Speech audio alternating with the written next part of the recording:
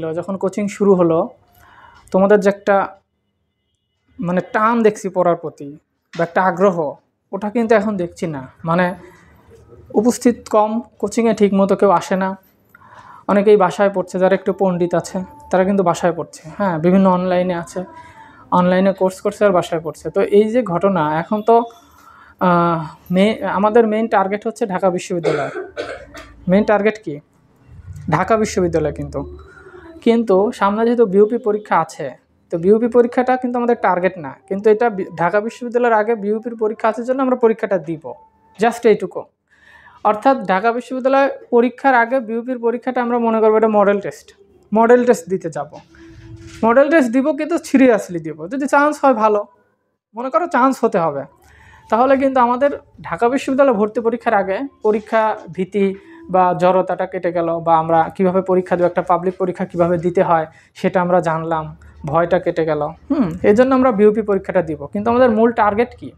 Target কিন্তু ঢাকা বিশ্ববিদ্যালয়। অর্থাৎ তুমি মানবিক বিভাগের শিক্ষার্থী, তোমার মেইন টার্গেট কি? ঢাকা বিশ্ববিদ্যালয়ে পড়তে হবে, কথা বলতে হবে। তো এখন ঢাকা বিশ্ববিদ্যালয়ে পড়তে হলে কি করতে হবে, এটা কিন্তু তোমাকে আজ 3 মাস ধরে বলে আসছে। তো আমাদের সবার কিন্তু ঘুরে ফিরে একই সমস্যা, সেটা হচ্ছে ইংলিশ আমরা পারি না, ইংরেজিতেই সমস্যা। কিন্তু আমি তোমাদেরকে ইংরেজিতে একদম ফুল রোড ম্যাপ দিয়েছি যে এর বাইরে তোমার কখনোই প্রশ্ন হবে না, এর মধ্যেই কিন্তু ইংরেজিতে প্রশ্ন হবে। কিন্তু তোমরা যদি সেটা না পড়ো, তোমরা যদি সেটা গুরুত্ব না দাও, তাহলে কিন্তু যখন দেখা গেল যে প্রশ্ন তুমি পাবা, আমি যা বলছি সেটাই আসবে, কিন্তু তুমি পড়বা না, তখন কিন্তু তোমার কষ্ট হবে, পরীক্ষার পরে কষ্ট হবে। আর তোমার আশেপাশে দেখবা যে অনেকেই চান্স পেয়ে গেছে, ঢাকা বিশ্ববিদ্যালয়ে পড়ে তোমার আশেপাশেই, কিন্তু তোমার হবে না, কারণ তুমি সিরিয়াস না, তুমি পড়ো না। তো এখন কথা হচ্ছে যে তুমি যখনই মানবিক বিভাগ শিক্ষার্থী, তোমার টার্গেট ঢাকা বিশ্ববিদ্যালয়ে পড়তে হবে। বাংলাদেশের অন্য কোনো বিশ্ববিদ্যালয়ে পড়ার কোনো দরকার নেই, ঢাকা বিশ্ববিদ্যালয় আগে। কেননা পড়লে ভালোটাই পড়বো। বাংলাদেশের সর্বোচ্চ বিদ্যাপীঠ ঢাকা বিশ্ববিদ্যালয়, প্রাচ্যের অক্সফোর্ড ঢাকা বিশ্ববিদ্যালয়। তো সকল ইউনিভার্সিটির চেয়ে ঢাকা বিশ্ববিদ্যালয়ে চান্স পাওয়া সবচেয়ে সহজ। মানে এখানে সিলেক্টেড কিছু টপিক থেকে প্রশ্ন হয়, মানে মোটামুটি পড়াশোনা করলে ঢাকা বিশ্ববিদ্যালয়ে চান্স পাওয়া যায়। আর এখন সবচেয়ে ভীতির জায়গা হচ্ছে রিটেন। ঢাকা বিশ্ববিদ্যালয়ে রিটেন আছে, সেই রিটেন নিয়েও কিন্তু তোমাদেরকে লাস্ট 3 মাস ধরে আমি বোঝাচ্ছি, পড়াচ্ছি, কিন্তু তোমরা যদি গুরুত্ব না দাও তাহলে কিন্তু হবে না। তো এখন আমরা দেখলাম যে গ্রামার, ঢাকা বিশ্ববিদ্যালয়ে আমাদের ইংরেজিতে প্রশ্ন আসে কয়টা? 15টা প্রশ্ন আসে। তাহলে এই 15টার মধ্যে আমরা মনে করলাম যে ফার্স্ট পেপার থেকে 4-5টা আসবে। ফার্স্ট পেপার থেকে কয়টা আসবে? 4-5টা। আর 10টা সেকেন্ড পেপার থেকে আসবে, এটা আমাদের আর কি অনুমান। তাহলে এই 10টা যে সেকেন্ড পেপার থেকে আসবে, এই 10টার মধ্যে 50% আসবে মুখস্থ পাঠ থেকে। মুখস্থ পাঠ, এই মুখস্থ পাঠ কিন্তু সিলেক্টেড, এগুলা কিন্তু আমরা বলছি আগেই। হ্যাঁ, তো এই মুখস্থ পাঠগুলো কি আমরা একটু দেখি। এইগুলা হচ্ছে আমাদের, আজকে বললাম না সব ক্লাস আজকে হবে পুরা অ্যাডমিশনটা। তাহলে এখানে যে জায়গা হয় সেটা হচ্ছে অ্যাপ্রোপ্রিয়েট প্রিপোজিশন। অ্যাপ্রোপ্রিয়েট প্রিপোজিশন এমন একটা টপিক, শুধু ঢাকা বিশ্ববিদ্যালয় না, বাংলাদেশের তুমি যেখানে পরীক্ষা দিতে যাবা, সেটা চাকরির পরীক্ষা হোক, বিসিএস হোক, ব্যাংক হোক, প্রাইমারি চাকরি হোক, অ্যাডমিশন হোক, ঢাকা বিশ্ববিদ্যালয় হোক, বিউপি হোক, জগন্নাথ হোক, জাহাঙ্গীরনগর হোক, গুচ্ছ হোক, মানে বাংলাদেশের যত বিশ্ববিদ্যালয় আছে বা বাংলাদেশে যদি কোনো পরীক্ষা হয়ে থাকে, সে যদি ইংরেজি হয় তাহলে অবশ্যই অ্যাপ্রোপ্রিয়েট প্রিপোজিশন থেকে একের অধিক প্রশ্ন করে। তখন এই জায়গাটা তো আমাদের মুখস্থ বিষয়, আমরা কিভাবে পড়বো, এই জন্য তোমাদেরকে সাজেশন দিয়েছি যে বিগত সালে যত প্রশ্ন আছে, বিসিএস সহ বিগত সালে যত প্রশ্ন আসছে অ্যাপ্রোপ্রিয়েট প্রিপোজিশন থেকে আমরা সব মুখস্থ করে ফেলবো, তাহলে কিন্তু আমরা এখান থেকে হুবহু কমন পাবো। কারণ অ্যাপ্রোপ্রিয়েট প্রিপোজিশন পরীক্ষায় আসতে আসতে আর নতুন নেই, শেষ হয়ে গেছে।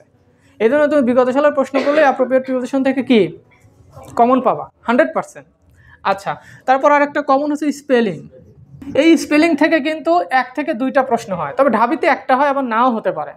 যেহেতু 10টা প্রশ্ন কোত্থেকে তারা দিবে, অনেক ইম্পর্টেন্ট টপিক মাঝে মাঝে বাদ পড়ে যায়, কিন্তু ধরে নাও যে স্পেলিং থেকে তুমি একটা প্রশ্ন পাবা, তাহলে এটাও কিন্তু তোমার বিগত সালে যত স্পেলিং আসছে চাকরির পরীক্ষা, এটা পড়লেই কিন্তু আমরা এখান থেকে কমন পাবো। তাহলে এটা গেল। 3 নম্বর হচ্ছে গ্রুপ ভার্ব। গ্রুপ ভার্ব মানে কি, বা ফ্রেজাল ভার্ব। আচ্ছা, এই যে গ্রুপ ভার্ব বা ফ্রেজাল ভার্ব থেকেও মাঝে মাঝে প্রশ্ন হয়, এটাও আমরা বিগত বছর যে প্রশ্ন আসে সেগুলো পড়লে কিন্তু এটাও পারবো। আরেকটা হচ্ছে ইডিয়ম, ইডিয়ম ফ্রেজ। এই ইডিয়ম ফ্রেজটা আমাদের মুখস্থ করতে হবে বিগত সালে যে প্রশ্নগুলো আসছে সেখানে, সেগুলো যদি আমরা মুখস্থ করি বিগত সালে তাহলে ইডিয়ম ফ্রেজ থেকে আমরা কি কমন পাবো। আচ্ছা, আর একটা জায়গা আছে সেটা হচ্ছে number of noun, number of noun, আর একটা আছে জেন্ডার।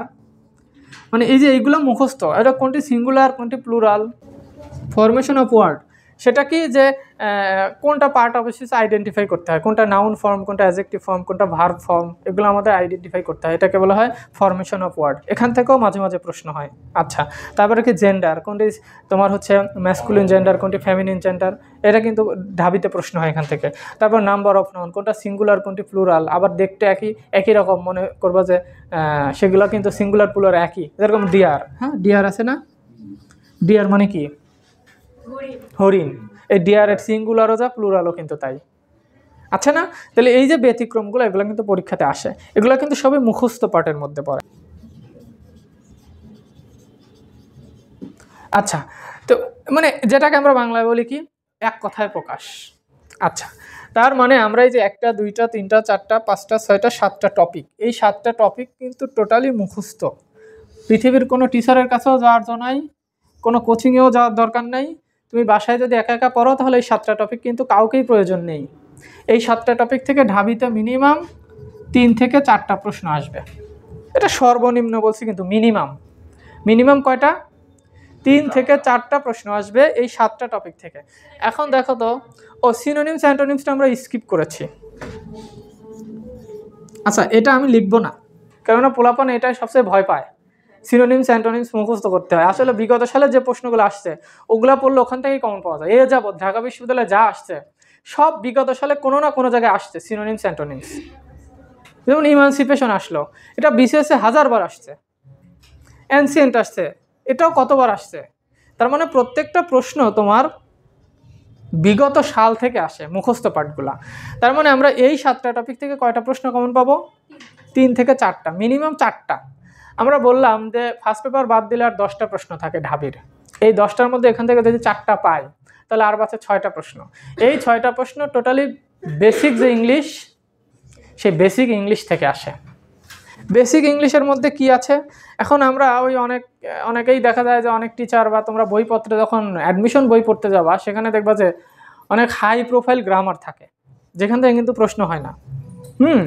কিন্তু প্রশ্ন হয় কোত্থেকে, প্রশ্ন হয় টেন্স থেকে, প্রশ্ন হয় রাইটস অফ ভার্ব থেকে, প্রশ্ন হয় পার্ট অফ স্পিচ থেকে, প্রশ্ন হয় সেন্টেন্স থেকে, প্রশ্ন হয় আর্টিকেল থেকে, প্রশ্ন হয় হচ্ছে তোমার ন্যারেশন থেকে, ট্যাগ কোশ্চেন থেকে, ভয়েস থেকে, মানে যেগুলো আমাদের কমন, আমরা যেগুলো ইন্টারমিডিয়েটে পড়ে আসছি, এসএসসিতে পড়ে আসছি, 9-10-এ পড়ে আসছি, সেইগুলোই কিন্তু আমরা এইগুলো সবাই পারি, এইগুলো আর আমরা প্র্যাকটিস করি না। আমরা মনে করি কি যে বিশ্ববিদ্যালয়ে ভর্তি পরীক্ষা দিব কি না কি আসবে, হ্যাঁ, তাই আমরা মনে করি ওই ড্যাংলিং মডিফায়ার পড়তে যাই, আমরা এমবেডেড কোশ্চেন পড়ে যাই, আমরা সাবজেক্টিভ ওয়ার্ড পড়তে যাই, আমরা ইনভার্সন পড়তে যাই, এগুলো তো কঠিন গ্রামার। আমরা ফ্রেজ ক্লজ নিয়ে সারাটা জীবন কাটায় দেই, আইডেন্টিফাই ফ্রেজ ক্লজ পারি না, হ্যাঁ, জিরান্ড ইনফিনিটিভ পার্টিসিপল আসবে, কিন্তু আমরা তো এই যে 15টাই কি আমাদের পায় কেউ, 15তে 15 কি কেউ পায়, এরকম পাবলিক আছে, তোমরা না, আমি ধরে নেব তোমরা কেউ 15 পাবা না। আমাদের দরকার হচ্ছে ইংরেজি এমসিকিউ 15টার মধ্যে 12-13, এটাই তো অনেক, 12-13 মানে অনেক। তাহলে আমাদের যে এসএসসি ইন্টার লেভেলের যে গ্রামারগুলো ওইগুলোকে আমরা গুরুত্ব দেই না, আমরা বারবার এইসব নিয়ে পড়ে থাকি। তার মানে আমাদের এই 5-6টা প্রশ্ন এখান থেকে কমন পাবো আমরা, আর বাদ বাকিগুলো পাবো হচ্ছে আমরা সবচাইতে ইংরেজি গ্রামারের মূল বিষয়টা হচ্ছে পার্ট অফ স্পিচ। এখন এই পার্ট অফ স্পিচের মধ্যে কি আছে, পার্ট অফ স্পিচের মধ্যে noun, pronoun, verb, adverb, preposition, conjunction, এইগুলোর আবার বিস্তারিত। নাউন কত প্রকার কি কি, সেই নাউনগুলো আমরা চিনি কি না, প্রোনাউন 8 প্রকার, সেই প্রোনাউনগুলো আমরা চিনি কি না, ভার্বের বিভিন্ন প্রকারভেদ আছে, ভার্ব প্রধানত 2 প্রকার, আরও প্রকারভেদ আছে, কোনটি কোন ভার্ব, এভাবেও কিন্তু প্রশ্ন হয় পরীক্ষাতে, হয়েছে না, অনেক হয়েছে। আচ্ছা, তারপরে প্রিপোজিশন তিন ভাবে আসে, আমরা বললাম একটা অ্যাপ্রোপ্রিয়েট প্রিপোজিশন, একটা গ্রুপ ভার্ব হিসেবেও আসে প্রিপোজিশন, তারপর একটা মিনিং অনুযায়ী প্রিপোজিশন আসে, তারপরে কনজাংশন, মানে সব পড়া কিন্তু কোথায়, পার্ট অফ স্পিচে। মানে পার্ট অফ স্পিচ পারলেই তুমি সব পারো, সেই পার্ট অফ স্পিচ নিয়ে আমাদের কিন্তু কোনো মাথা ব্যথা নেই। আচ্ছা, টেন্স সবার হচ্ছে মা, ইংরেজি গ্রামারের মূল হচ্ছে টেন্স। সেই টেন্সকে আমরা পড়ি, টেন্স আমরা পারি। টেন্স যদি এখনই কাউকে জিজ্ঞেস করি গুলায় ফেলবে, অথচ ক্লাস 6 থেকে টেন্স পড়া শুরু করছো,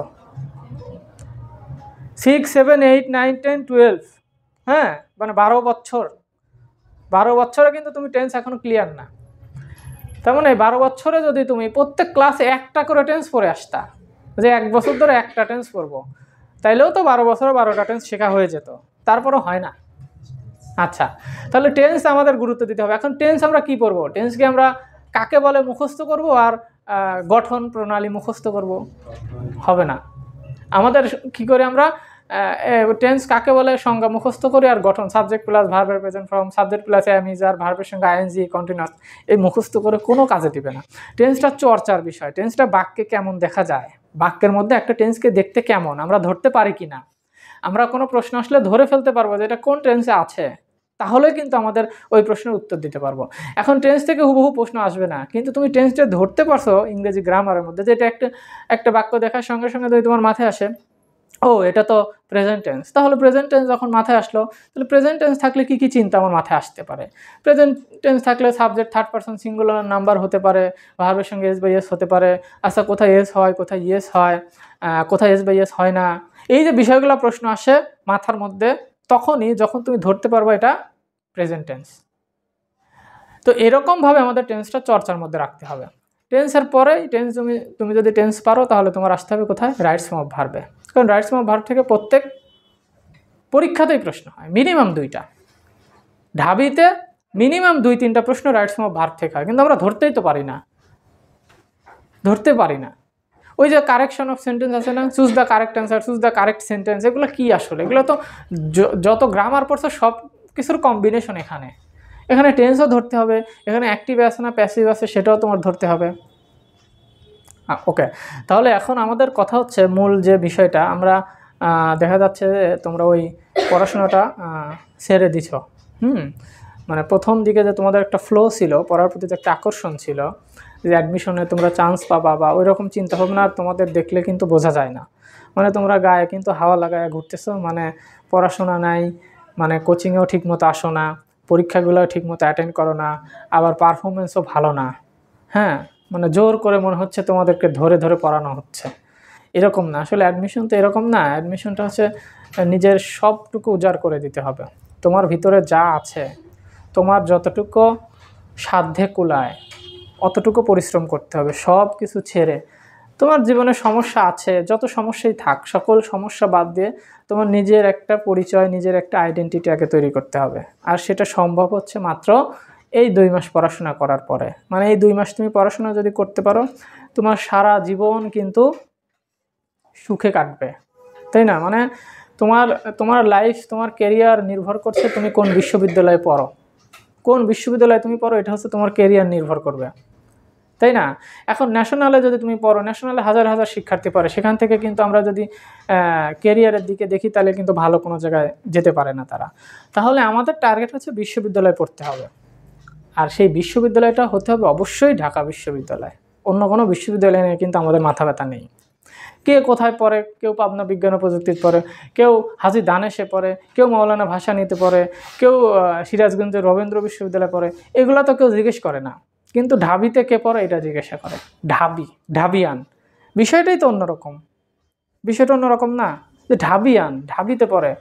বাংলাদেশ প্রতিষ্ঠা করছে ঢাকা বিশ্ববিদ্যালয়, সেই ঢাকা বিশ্ববিদ্যালয়ে পড়তে হবে, সেই ঢাবিয়ান হতে হবে।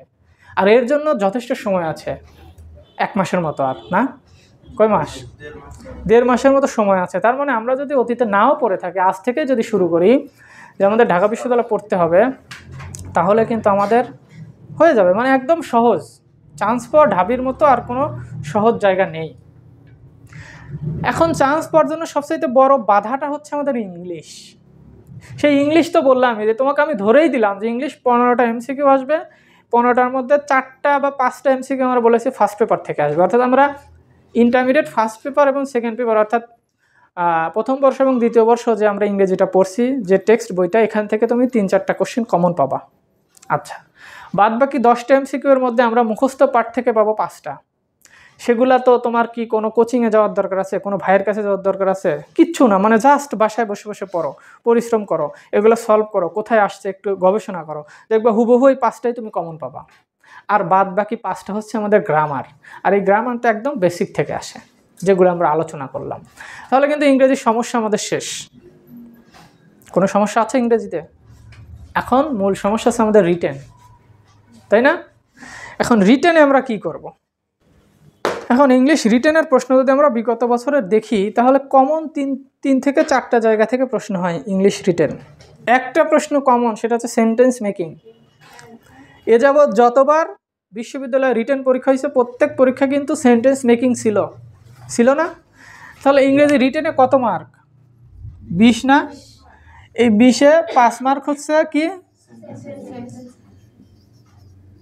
Sentence making 5 mark. এখন সেন্টেন্স মেক আমরা কবে শিখছি কত? প্রথম কবে শিখলাম? যখন আমরা ক্লাস 1-এ পড়ি, তাই না? যখন আমরা 1-এ পড়তাম তখন প্রথম সেন্টেন্স মেক শিখছি না? This is a pen, this is a তোমার হচ্ছে man, this is orange, this is apple, পড়ছি না এভাবে? তার মানে সেই সেন্টেন্স মেকিং আমরা পড়ে আসতে হচ্ছে ক্লাস 1-এ, আর এখন হচ্ছে ইন্টারমিডিয়েট পাস করে বসে আছি। 12 বছর পরে আবার সেন্টেন্স মেকিং পড়তে হচ্ছে, এবং এই সেন্টেন্স মেকিং আবার বিশ্ববিদ্যালয় ভর্তি পরীক্ষায় আসে, মার্ক কিন্তু পাস। তার মানে 7 পাইলে পাস, তাই না? রিটেনে যদি তুমি 7 পাও তাহলে কিন্তু তুমি পাস করবা। 7 আমরা ধরলাম 7 পাইলে পাস, অর্থাৎ তুমি এমসিকিউ এ তুমি সবাই পাস করবা। তোমরা ধরা খাবা কোথায়? রিটেনে এসে। রিটেনে যেই তুমি এমসিকিউ পাস করবা না, রিটেন খাতা দেখবে না, তোমার ফেল আসবে। এবং অনেকেই দেখবে এমসিকিউ পাস করছে, আবার রিটেনে এসে ইংরেজিতে পাইছে কেউ 2, কেউ পাইছে 3, কেউ 1, কেউ 0, কেউ মাইনাস মার্ক। হ্যাঁ, তাহলে এই 7 যদি পাইলে তুমি পাস হয়, অর্থাৎ তুমি রিটেনে পাস করার সঙ্গে সঙ্গে ঢাকা বিশ্ববিদ্যালয়ে একটা সিট তুমি পাবা, মানে একটা সাবজেক্ট তুমি পাবা। সে যে সাবজেক্টই হোক, সেটা পালি হোক, সেটা সংস্কৃত হোক, সেটা ইসলাম শিক্ষা হোক, সেটা বিশ্ব ধর্ম হোক, যাই হোক, ফার্সি হোক, বাংলাদেশের সবচেয়ে সর্বোচ্চ বিদ্যাপীঠ ঢাকা বিশ্ববিদ্যালয়ে একটা সাবজেক্টে পড়াই সবচেয়ে বড় কথা। ঢাকা বিশ্ববিদ্যালয়ে যে পালিতে পড়ে, সংস্কৃতে পড়ে, সে প্রথমে আগে বলে আমি ঢাবিয়ান, প্রথম বলে কি আমি ঢাবিয়ান, তারপরে জিজ্ঞেস করো কোন সাবজেক্টে পড়ো, আগে ঢাবিয়ান বলে 7 খুন মাপ। তাহলে যদি রিটেনে 7-এ পাস হয়, আর এই 7-এর 5 যদি থাকে এই সেন্টেন্স মেকিংয়ে, যেটা আমরা ক্লাস 1-এ পড়ে আসছি, সেটা ইন্টারমিডিয়েটে এসেও আমরা কেন পারবো না? এই পাস কেন পাবো না, আমার প্রশ্ন। তার মানে প্রত্যেকটা শিক্ষার্থীর প্রথম টার্গেট যদি হয় এই পাস, এই 5 মার্কস, তাহলে কিন্তু আর 2তে এমনি পাওয়া যায়, তাহলে পাস হয়ে যাওয়ার কথা, চান্সও পেয়ে যাওয়ার কথা। কিন্তু কেউ পাস করে না, কেউ চান্সও পায় না। তাহলে ওরা কি সেন্টেন্স মেক করে? এখন কমন এমন না যে স্যার আসলে খুবই কঠিন কঠিন ওয়ার্ড আসে, আমরা তো মানেই জানি না। এ যাবৎ যে ওয়ার্ডগুলো আসছে প্রত্যেকটা ওয়ার্ডই পরিচিত ওয়ার্ড, আনকমন কোনো ওয়ার্ডই আসে না। কিন্তু তুমি ওই যে সারা জীবন ওয়ার্ড সেন্টেন্স মেক তো করোই না, কারণ তোমার ফাউন্ডেশন দুর্বল, তুমি ইংরেজি পারো না, তুমি ইংরেজি কখনো শেখোই নাই, তুমি 2 লাইন ইংরেজিতে লিখতে পারো না, কেননা হচ্ছে তুমি ভাবছো কি ইংরেজিতে একটা সাবজেক্ট। এই যে একটা আমরা ধরি যে ইংরেজি একটা সাবজেক্ট, এই সাবজেক্ট পড়ে আমাদের A+ পাইলেই হলো, ক্লাসে রোল 1-2 থাকলেই হলো, গোল্ডেন জিপিএ 5 পাইলে শেষ, হিসাব শেষ। কিন্তু আমাদের মনে রাখতে হবে যে ইংরেজি হচ্ছে একটা ভাষা। যখনই মনে করবো ইংরেজি একটা ভাষা, আর ভাষা মানেই একটা চর্চার বিষয়। আমরা কিন্তু ছোটোবেলা থেকে ইংরেজি ভাষা মনে করি না, মনে করি যে আমাদের সরকার ইংরেজি বই দিছে ইংরেজি পড়ার জন্য। কিন্তু আমরা ওই যে সাবজেক্ট মনে করে শুধু A+ পাইছি ইংলিশে কিন্তু আমাদের বেসিক নেই। এই জন্য যখন আমরা সেন্টেন্স মেক করি, ওই সেন্টেন্স মেক একটাও হয় না, সব ভুল। তার মানে এইটা হচ্ছে আমাদের ফোকাস করতে হবে, যে এই 5 মার্ক আমাকে পেতেই হবে। ইংরেজি রিটেনের প্রথমেই ইংলিশের অংশে লিখবো, প্রথমেই আমরা এইটা যে আনসার করব, যে এখানে আমাদের 5-এ 5 পেতেই হবে। আর একটা আসবে প্যারাগ্রাফ, সেই প্যারাগ্রাফে 10 মার্ক। প্যারাগ্রাফে কত? 10। তাহলে জীবনে কত প্যারাগ্রাফ যে তুমি পড়ছো তার হিসাব আছে। তার মানে বোঝা গেছে যে মুখস্থের দিন শেষ। অর্থাৎ ঢাবি তোমাকে এমন একটা প্যারাগ্রাফ দিবে, যে প্যারাগ্রাফটা তোমার কি করতে হবে? নিজের ভাষায় ফ্রি হ্যান্ডে লিখতে হবে। আবার তুমি মুখস্থ করে লিখছো, বুঝে ফেলবে যে মুখস্থ করা লেখা। এখন আসছে ধরো প্যারাগ্রাফ ট্রাফিক জ্যাম প্যারাগ্রাফ আসছে, ক্লাস 6 থেকে ট্রাফিক জ্যাম আমরা যে কতবার মুখস্থ করছি বা পড়ছি এটার কোনো হিসাব নেই। তাহলে এই ট্রাফিক জ্যাম তুমি মুখস্থ করছো, লিখছো, 10 মার্ক, ঢাবিতে আসছে। যারা পরীক্ষা দিচ্ছে ধরো 40,000 শিক্ষার্থী, 40,000 লিখছে, 40,000ই তো 10ই পাওয়ার কথা, তাই না? পায় কি কেউ? আসলে কি ঘটনাটা তাই হয়? তার মানে ওরা খাতা দেখার সময় যখনই দেখে যে সবাই একই লিখছে, traffic jam is a problem, it creates problem, many problem, হ্যাঁ এই সেই দিয়ে কথাবার্তা লিখে, তখন ওরা মনে করে কি, যারা খাতা দেখে যে এই একই কথা সবাই লিখছে, ওরা বিরক্ত হয়ে যায়।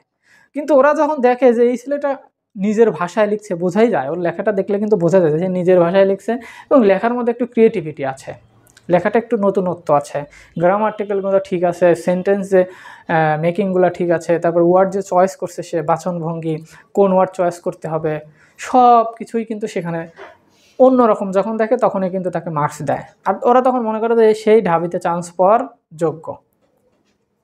অর্থাৎ তুমি মুখস্থ করে গেছো, মুখস্থ করে গিয়ে লিখে দিয়ে আসছো, লাভ কি? তোমার অর্জন কি এখানে? কিন্তু মুখস্থ করে আর একজনের লেখা, তোমার ভিতর থেকে কিছু বের করো। তুমি যে ঢাবিতে পড়তে চাও, ঢাকা বিশ্ববিদ্যালয়ে পড়তে চাও, তোমার কোয়ালিটি দেখাইতে হবে তো, যে আমি যে ঢাবিয়ান, আমি যে বাংলাদেশের সর্বোচ্চ বিদ্যাপীঠে পড়তে পারি, ওই যোগ্যতা যে আমার আছে সেটা হচ্ছে প্রমাণ আমার লেখায়, আমার খাতায়, তাই না? কিন্তু সেটার কিন্তু কোনো খবরই নাই, উল্টাপাল্টা গিয়ে আমরা লিখি। আর কমন ওয়ার্ড আমরা লিখি, আমাদের একটু সিনোনিমস অ্যান্টোনিমস ব্যবহার করতে হবে, একটু ফ্রেজের ব্যবহার দেখাইতে হবে, একটু প্রিপোজিশনের ব্যবহার দেখাইতে হবে, লেখার মধ্যে গ্রুপ ভার্বের ব্যবহার দেখাইতে হবে, ফ্রেজাল ভার্ব। আমরা একটা প্রবাদ বাক্য লিখতে পারি না খাতার মধ্যে, আমরা কোনো বিখ্যাত ব্যক্তির উক্তি দিতে পারি না, তাহলে আমাদের লেখাটা ভালো হবে কি করে? ওই লেখায় তো মার্ক দিবে না। এই জন্য আমাদের প্র্যাকটিস করতে হবে, আমাদের ইংরেজি ভাষায় লেখার প্র্যাকটিস করতে হবে। ডেইলি আমরা লিখবো, আমরা ভাববো, লেখার মধ্যে নতুনত্ব আনতে হবে, তাহলে কিন্তু ওই প্যারাগ্রাফে তুমি, আমরা ধরলাম এই 5-এর মধ্যে তোমাকে দিল তারা 4, আমার 10 দরকার নাই, দরকার 4, খুবই খারাপ লিখছো, 4 তো তুমি পাবা। আর এখানে তো 5-এ 5, তাহলে কত হলো? 9 হয়ে গেল না? 9 হয়ে গেলে তো তোমার চান্স হয়ে গেছে, তুমি তো সেই খুশি। আর যে প্রশ্ন যেটাই আসুক, এই প্রশ্নটা হয় চেঞ্জ, মাঝে মাঝে হয় কি ঢাবি দেখা যায় শূন্যস্থান দিছে একবার, মানে ফিল ইন দ্য গ্যাপ, এখন এক্সপ্লেনেশন দেয় বা আরও কি দিবে এটা আমরা বাদ দিছি, যা দেয় দিক, যাই দিক, এখানে আমরা 2 ধরে রাখছি, 2-3, মানে এই যে হিসাবটা সর্বনিম্ন, মানে যে মোটামুটি খালি ক্লাসে আসে আর যায়, মোটামুটি একটু চোখ কান খোলা রাখে, তার মার্ক হচ্ছে 11, আর যে একটু সিরিয়াসলি পড়াশোনা করে সে হচ্ছে এখানে 15 বা 16 পর্যন্ত কিন্তু মার্কস পাবে 20-এর মধ্যে। তার মানে ঢাবিতে চান্স পাওয়া খুবই সহজ, এর মতো সহজ আর কোনো কাজ পৃথিবীতে নাই যদি তুমি পড়াশোনা করো।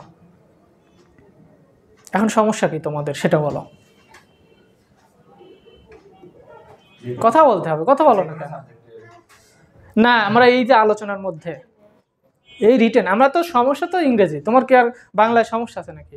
রিটেন স্যার হইছে কি, মানে একটা সেন্টেন্স লিখছি, ওই সেন্টেন্সটা আবার মানে কমা দিয়ে বড় করে লিখতে পারছি না। আচ্ছা, তোমার বড় করে, তোমার সেন্টেন্সে বড় করে লিখতে হবে এরকম কিন্তু কোনো বাইন্ডিং নাই। এখন তোমার সেন্টেন্সটা মিনিংফুল কিনা, আমি বলেছি যে তুমি যখন সেন্টেন্স মেক করবা, সেন্টেন্সটা হতে হবে আমাদের বর্তমান কোনো পরিস্থিতি আছে কিনা, দেশের যে পরিস্থিতি সেটা নিয়ে তুমি লেখো, আমাদের ইতিহাস ঐতিহ্য নিয়ে লেখো, আমাদের মুক্তিযুদ্ধ নিয়ে লেখো, আমাদের সমাজে কোনো প্রবলেম আছে কিনা সে বিষয়ে লেখো, তাহলে তো তোমার সেন্টেন্সটা মিনিংফুল হয়। এখন যদি তুমি শুধু লেখো I eat rice, Rahim go to school, এগুলো তো মিনিংফুল না। মানে তোমার সেন্টেন্সটা অবশ্যই বর্তমান সময়ের সঙ্গে সামঞ্জস্যপূর্ণ হতে হবে। আর বড় লেখার কথা যে বললা না, যে বড় তুমি সেন্টেন্স করতে যাবা না, আগে তোমার সেন্টেন্সটা ঠিক করো, তারপর আস্তে ধীরে ফ্রেজ ব্যবহার করো, তারপরে তুমি সেখানে প্রিপোজিশন ব্যবহার করে, কনজাংশন ব্যবহার করে সেন্টেন্সগুলো বড় করার চেষ্টা করো। এটা ব্যবহার আস্তে আস্তে শিখতে হবে, মানে এটা প্র্যাকটিসের বিষয়। তুমি যদি না হয়, তুমি জোর করে সেন্টেন্স বড় করতে যাবা কেন? সেন্টেন্সের মানে জানো না? না, ওয়ার্ডের মানে জানো না কোনটা? আচ্ছা, ওয়ার্ডের মানে যেটা জানবা না ওইটা কিন্তু তুমি আসলে পড়াশোনায় ঘাটতি আছে তোমার, এটা বোঝা যাবে। যে কেননা যে ওয়ার্ডটাতে ওটা কমন ওয়ার্ড থাকে, অর্থাৎ প্রশ্ন করার সময় ওদের মাথায় থাকে যে এই প্রশ্নে পরীক্ষা দিবে হচ্ছে ইন্টারমিডিয়েট পাশ করা শিক্ষার্থীরা, এইটুকু কিন্তু ওদের হিসাব থাকে মাথায়। এই জন্য এমন কোনো ওয়ার্ড দেয় না যেটা ওরা পারবে না। হয়তো দেখবা তুমি খুঁজে তোমার বইয়ের কোনো এক চিপায় ওই ওয়ার্ডটা আছে, তুমি দেখোই নাই কোনো দিন, তুমি পড়োই নাই, এই জন্য আনকমন কোনো ওয়ার্ড তোমাকে কখনোই দেবে না ঢাবি। এটা তুমি নিশ্চিত থাকো। এখন তোমার টেক্সট বইটা সুন্দর করে পড়তে হবে, টেক্সট বই A to Z পড়তে হবে। টেক্সট বই তো আমরা পড়িই না, অনেকেই আমরা ইন্টারমিডিয়েট পাস করে হচ্ছে প্যাসেজ পড়ে আসি, বিভিন্ন মডেল টেস্ট বইটই কিনে প্যাসেজ পড়ি, টেক্সট বই পড়ি না। কিন্তু টেক্সট বই তো তোমাকে পড়তে হবে আগে, টেক্সট বইয়ের প্রত্যেকটা গল্প প্রত্যেকটা কবিতা মুখস্থ থাকতে হবে, তাহলে তোমার ওয়ার্ড মিনিং শেখা হয়ে যাবে। আর আমার সেন্টেন্স বের করতে গেলে হচ্ছে অনেক কিছু মাথায় আসে, কি দিয়ে কি লিখবো বুঝি। অনেক কিছু না, তোমার যে ওয়ার্ডটা আসবে ওই ওয়ার্ডটাকে দেখবা যে এই ওয়ার্ডটাকে কোন ইস্যুর সঙ্গে আমি কানেক্ট করতে পারবো। সেটা আমরা বর্তমান জলবায়ু পরিবর্তন ওর সঙ্গে যদি কানেক্ট করতে পারি, সাম্প্রতিক সময়ে আমাদের দেশে বন্যা হলো তার সঙ্গে কানেক্ট করতে পারি, আমাদের মুক্তিযুদ্ধ আছে, আমাদের ভাষা আন্দোলন আছে, আমাদের দেশের ইতিহাস আছে, সাম্প্রতিক সময়ে দেশে যে আন্দোলন হলো, হ্যাঁ বৈষম্য বিরোধী আন্দোলন, আমরা চিন্তা করবো যে এইগুলো কিছুর সাথে আমরা যদি ওয়ার্ডটাকে কানেক্ট করতে পারি তাহলে ওটাই হবে বেস্ট। এই তো আমি আর কি সমস্যা, ঘুম আসে এটা তো সমস্যা না। সুমির কি সমস্যা? সেন্টেন্স মেকিং এর নিয়েই তো এতক্ষণ মেডিসিন দিলাম, সেন্টেন্স মেকিং নিয়েই তো বললাম।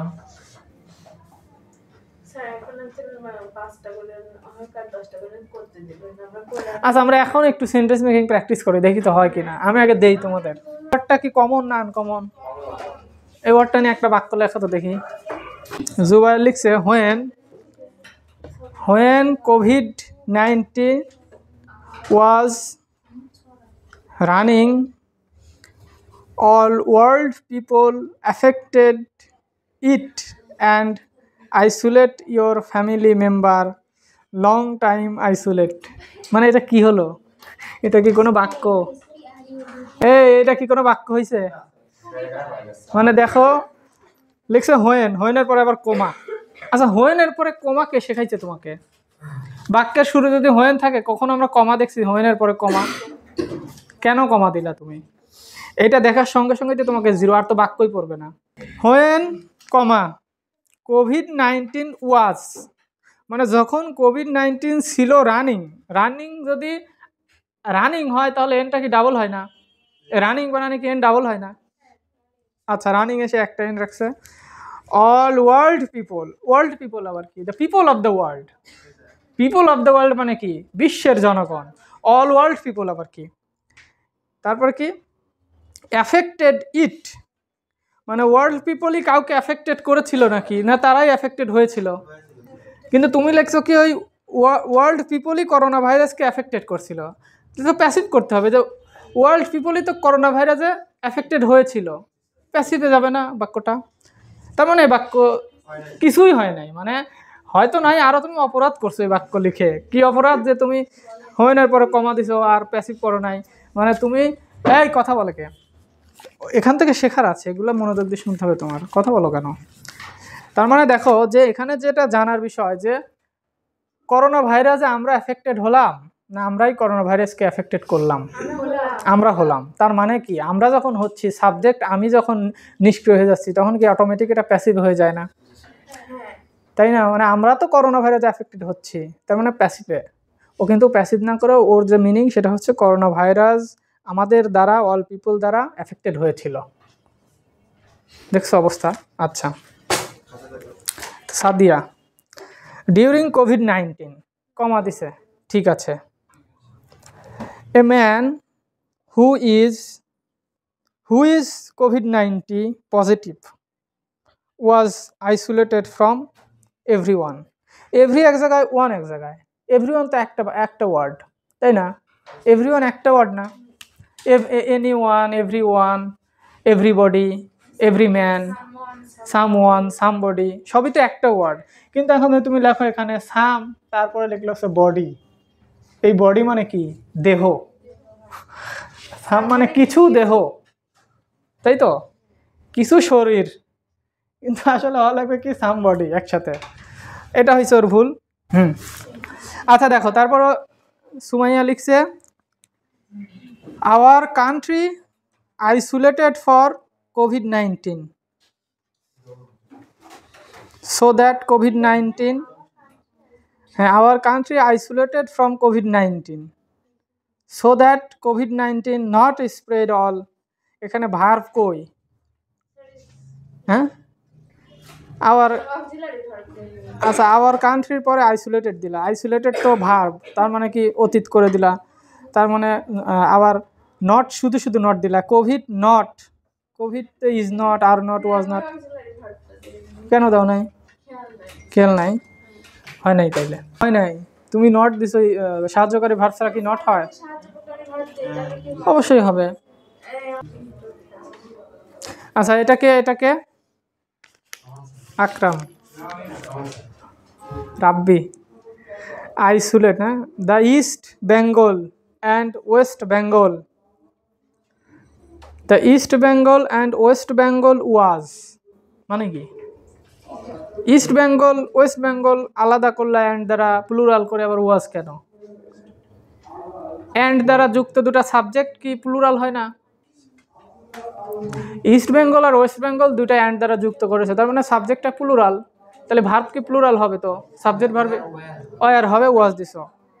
কথা বলে এই যে was isolated by British government, British বানানটা সবসময় বিটা বড় হাতের হতে হবে, এটা তো একটা দেশের নাম, তাই না? এগুলা তো ছোট ছোট ভুল, কিন্তু এগুলা কিন্তু অনেক মারাত্মক ভুল, হয় নাই না? অতীত, ফ্রম মাই ফ্রেন্ড, ফ্যামিলি, আচ্ছা ফ্রম মাই ফ্যামিলি, আমার ফ্যামিলি হতে আমি নিজেকে একা বা নিঃসঙ্গ বা আলাদা করেছিলাম, at the time of corona virus, হয়েছে তো সুন্দর, হয়েছে তো, বাক্যে তো কোনো ভুল নেই। আচ্ছা আর কে অপু? স্যার আমি অর্ধেক লিখছি, ওইটা কাল মানে পারতেছি না। রিশা দাও, এই কোয়েল ওর খাতাটা দাও।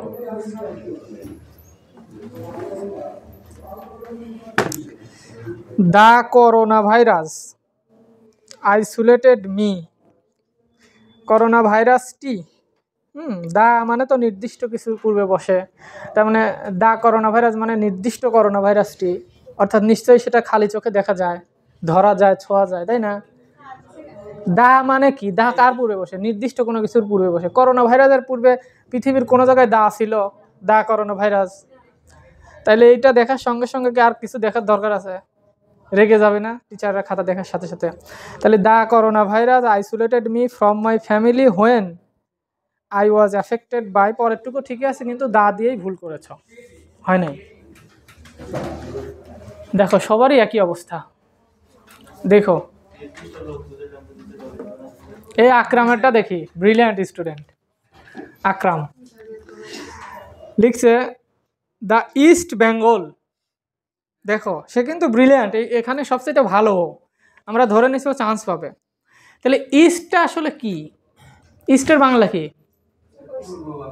তো ইস্ট কি পৃথিবীর কোথাও ইটা ছোট হাতের দেখছো কেউ? East West, east West north south এগুলো কি সবসময় বড় হাতের হয় না? এটা দ্বারা কি, এটা প্রপার না, এটাকে আর ইস্ট কি আর আছে? একটাই তো ইস্ট। তাহলে প্রথম বাক্যই দ্য ইস্ট, ইস্টের ই দিছে ছোট হাতের, তার মানে 0। তার মানে দেখো ও কিন্তু এটা খেয়ালই করে নাই, ও কিন্তু এখানকার সবচেয়ে ভালো স্টুডেন্ট, ওরই এই অবস্থা। তাইলে যে আমরা 5 মার্ক ধরলাম সেন্টেন্স মেকিংয়ে, তো খবর কই? তার মানে এই যে বিষয়টা যে ইস্ট কখনোই ছোট হাতের হবে না, দ্য ইস্ট বেঙ্গল মানেই তুমি ইস্টও বড় হাতের ই দিতে হবে, বেঙ্গলের তো বি বড় হাতের দিতে হবে। এই তারপর দেখো the East Bengal wanted to B isolated, isolated for freedom from, পাকিস্তানের পি আবার দেখো ছোট হাতের, এটা পৃথিবীর কেউ বলবে না যে এটা বড় হাতের পি, দেখো তো পির মাথা উপরে উঠে যাবে না, আবার মাত্রা না পি হাতে ব্যথা তো ওরা দেখবে না, এই যে পাকিস্তানের পিটাই যে সবার আগে এরকম পি এ, পাকিস্তান, এখন তুমি যদি এটা এইভাবে দাও, পি বিশাল বড় দিছো কিন্তু পি এ, তাহলে কি কেউ ধরে নিবে যে এটা হচ্ছে বড় হাতের পি? ছোট হাতের পি। কিন্তু তার মানে এই যে প্রপার নাউন টাউনের পূর্বে যে তুমি সুন্দর করে ছোট হাতের দিচ্ছ, এগুলা তা আসলে হয় না, এগুলা 0 হবে না। আর কেউ নেই? সুমির খাতা দেখি নাই। COVID-19 was started when people isolated in the room. মানে কি? COVID-19 was isolated. COVID-19 নিজেই যখন শুরু হয়েছিল যখন পিপল মানুষ বিচ্ছিন্ন হয়েছিল। তো মানুষ বিচ্ছিন্ন হলে তাহলে মানুষকে তোমার প্যাসিভ করতে হবে। মানুষ যে বিচ্ছিন্ন হয়েছিল, মানুষকে তো বিচ্ছিন্ন করে নাই। আর তোমার এটা অর্থ কি যে পিপল আইসোলেটেড, মানে পিপলই কাউকে আইসোলেটেড করেছিল না, পিপলরা নিজেই আইসোলেটেড হয়েছিল, নিজেই হয়েছিল না। আর জন্য তাহলে এখানে ওয়াজ দিতে হবে। পিপল ওয়াজ না, পিপলের পরে তো ওয়াজ না ওয়ার হয়, তাহলে পিপল ওয়ার আইসোলেটেড। হ্যাঁ, ওয়ার দিলেই হয়ে যাবে। তার মানে তোমরা বাক্য যে প্যাসিভ এটা ধরতে পারো না, সমস্যা সেটা করতে মানে হয় না। না, প্যাসিভ ধরবা যে দেখো সাবজেক্ট অ্যাক্টিভ নাকি প্যাসিভ, এটা ধরতে হবে। ওকে, তার মানে মোটামুটি যে দেখা গেল, এই যে লেডিস অ্যান্ড জেন্টলম্যান, মানে আমরা যে তোমার সেন্টেন্স মেক দিছি একজনেরও হয় নাই, একজনেরও রথির হয়েছে। আচ্ছা, রথির হয়েছে, একজনের হয়েছে, দাও হাততালি দাও। তার মানে রথির ঢাকা বিশ্ববিদ্যালয়ে চান্স হয়ে গেল, কিন্তু চোখের সামনে হয়ে গেল, কেননা সে কিন্তু সেন্টেন্স মেকিং পারছে। মানে তোমরা যদি চেষ্টা করো, ডেইলি বাড়িতে প্র্যাকটিস করো, ডেইলি 5টা-10টা বাক্য লিখবা, লেখার পরে ভুল নিজেরা চেক করবা, না পারলে এখানে নিয়ে আসবে, আমি দেখে দিব। কিন্তু এই প্র্যাকটিসটা তোমাদের করতে হবে। এই প্র্যাকটিস তোমরা করো না, বাসায় লেখোই না। আমি তোমাকে বুদ্ধি দিয়েছিলাম আগেই, যখন কোচিংয়ে প্রথম ক্লাস নেই, ওই দিন আমি বলছিলাম কি যে গতদিন তুমি কি করেছো সারাদিনে, সেইটা তুমি ইংরেজিতে লেখো, প্রতিদিন সকালে লেখো। ভুল হোক সমস্যা নেই, ভুল হলে তোমার কি, লেখো, তুমি লিখবা, প্রতিদিন লিখবা, দেখবা তোমার ভুলগুলা তুমি নিজেই ধরতে পারতেছো, তোমার ওয়ার্ড মিনিংগুলো হচ্ছে। এই যে ছোটো ছোটো যেগুলা ভুল আমরা করি, কোনটা বড় হাতের কোনটা ছোটো হাতের দেবো, কার পূর্বে এ এন দি বসাবো, এই বিষয়গুলো তো লিখতে লিখতেই প্র্যাকটিসগুলোই তো হবে, তাই না? কিন্তু আমরা এটা লিখি না, সমস্যা সেইটা। এটা লিখতে হবে, এটা কঠিন কাজ আমি জানি। তোমরা ইংরেজি কোনো কিছু পড়ার পর ওইটা একটু ভাবো যে লেখাটা ওরা কীভাবে লেখে, ওদের ভুলগুলো কোথায়, বা আমি যখন লিখি আমার ভুলটা কি, আমরা একটু প্র্যাকটিস করি। আর সবার হাতে তো ফোন আছে, আমরা একটু গুগল করি, সেখানে দিয়ে দেখি কোনো ওয়ার্ড আসলে পারতেছি না, কী অবস্থা দেখি। অর্থাৎ তোমার চেষ্টা করতেছো না, তোমরা ইংরেজি লেখো। এখন লাস্ট সামনের 1 মাস কিন্তু আমরা শুধু রিটেন নিয়ে কাজ করবো। আমরা সারা জীবন তোমাকে এখানে আমি গ্রামার শিখাইছি, আরও 10 বছর ধরেও যদি গ্রামার পড়াই কোনো লাভ নাই, কিচ্ছু হবে না। তুমি ওই এমসিকিউ যে 10-12 পাবা, আজকে যদি ঢাবিতে পরীক্ষা হয় আজকেই পাবা, কিন্তু তুমি ধরা খেয়ে যায় রিটেনে।